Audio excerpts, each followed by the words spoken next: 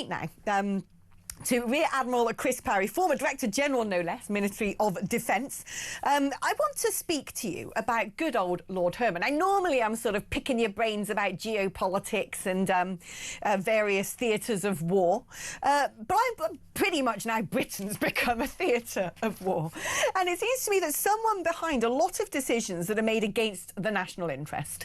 And I think of the sort of the rap sheet of everybody that he's defended, all the terrorists that he's prevented being deported, all of the extremist organisations he says were allowed to perpetrate their acts causing disruption because in their hearts they were doing it for the greater good, and of course giving the Chagos Islands to Mauritius. There seems to be one common denominator: the Attorney General. And I bring him up today because he's just got a new spad who turns out to be equally an EU fanatic with eco-crazed sympathies. How risky is this? Because previously the Attorney General's been picked out of somebody who's elected to Parliament. I think this might be the first Attorney General we've had that Keir Starmer's basically just gone and got his Marxist mate from his barrister's chambers. And this guy, normally an Attorney General, is told, like, this is what we're going to do, make this legally work. I get the impression that the power dynamic in this relationship is kind of the other way around, that he's the one calling the shots. And I don't think those shots are necessarily very sensible. How risky is it to have this guy? How accountable is he? Well, Alex, I'm not a fan. He started off his tenure by calling people like you and me Nazis and fascists, which from an Attorney General would suggest that his impartiality guidelines need to be revised. We have to accept, I think, that when you have a 165-seat majority in the House of Commons, it's the nearest thing you get to a dictatorship in a democracy. And I'm afraid to say that the old sort of left and right markers are not really in place anymore.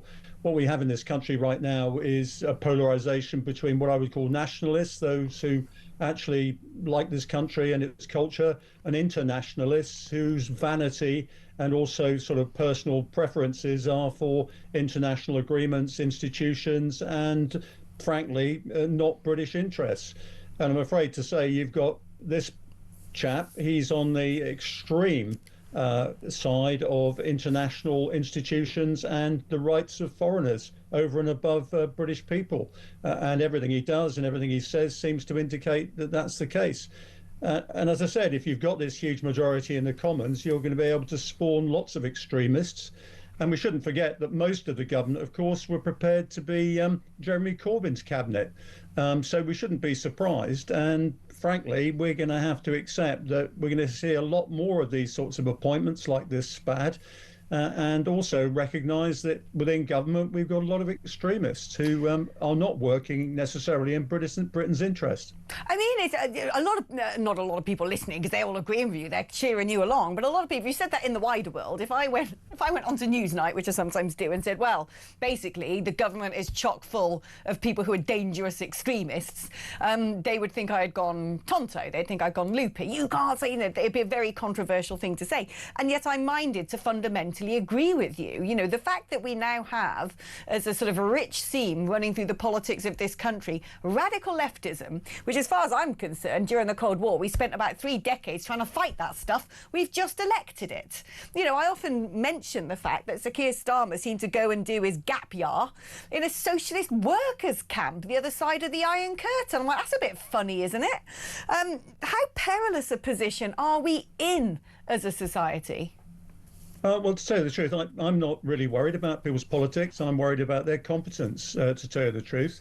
And frankly, if you are a rich country, you can afford all this vanity and virtue signalling and things like that.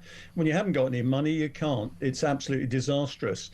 And this government has brought us to the edge of default and bankruptcy, frankly, and we're going to see a huge financial crisis coming up in future. Said, you could go on Newsnight. Well, I'm afraid the BBC's full of extremists as well. So I'm afraid until we actually weed out from our establishment, the civil service, our politics and also our institutions, this extremist element, which relies on either common purpose, if you believe in that, or critical social justice, which is frankly the posh word for woke, not going to get anywhere. And the interests of the British people are not going to be upheld by people whose vanity, I'm afraid, and ideological preferences make them feel psychologically comfortable. I couldn't agree more. I couldn't agree more. And there we were, just talking about luxury ideologies and narcissism, exactly as you're describing there. Brilliant to have you on, Chris. Let's catch up again soon. It's about time we did a geopolitics slot in some days forward, because I haven't done that for a while, have I?